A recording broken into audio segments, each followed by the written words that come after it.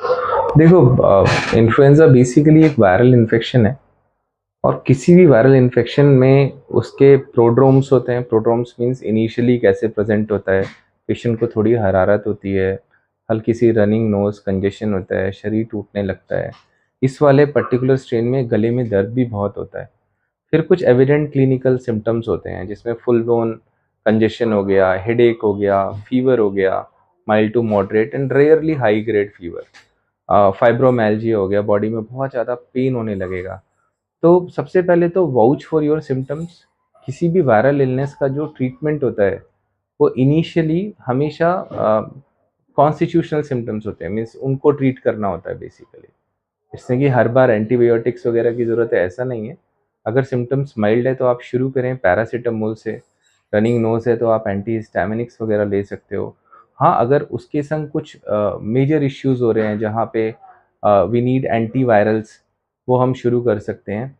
Antibiotics को थोड़ा reserve इसमें रखना है।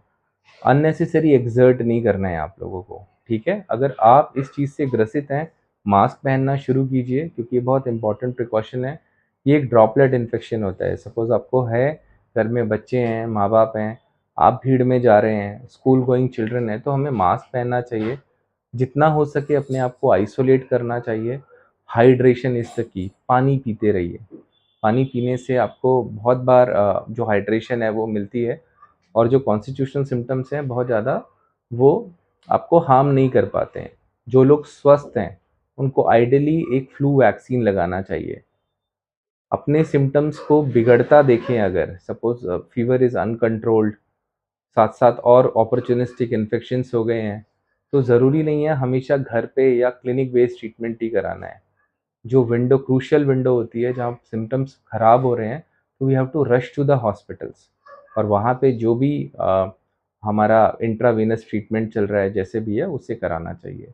तो मेन है कि अगर आप सफ़र कर रहे हो इससे, तो पहले नीड बेस्ड ट्रीटमेंट कराओ अपने क्लिनिशियंस के पास जा करके। फिर इसके प्रिवेंटिव मेजर्स पे ध्यान दो। Even if I am suffering from it, it's my duty and responsibility कि मैं और लोगों को इससे बचाऊं। तो ये कुछ ऐसी चीज़ें हैं जो मैं इसके बारे में बताना चाहूँगा और चाहूँगा कि लोग इस पे अमल करें।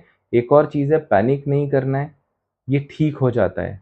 बहुत बार सिर्फ सिंपल मेडिसिन से भी 7 टू 10 डेज़ में, कभी-कभी 14 डेज़ में इससे रिकवर किया जा सकता है। ओनली थिंग इज़ कि जो सिम्पटम आ रहा है उसका सिम्पटम के हिसाब से ट्रीटमेंट दे दिया जाए। अगर एंटीवायरल्स की ज़रूरत है तो वो इनिशियल लेवल पे ही चला दिए जाएँ।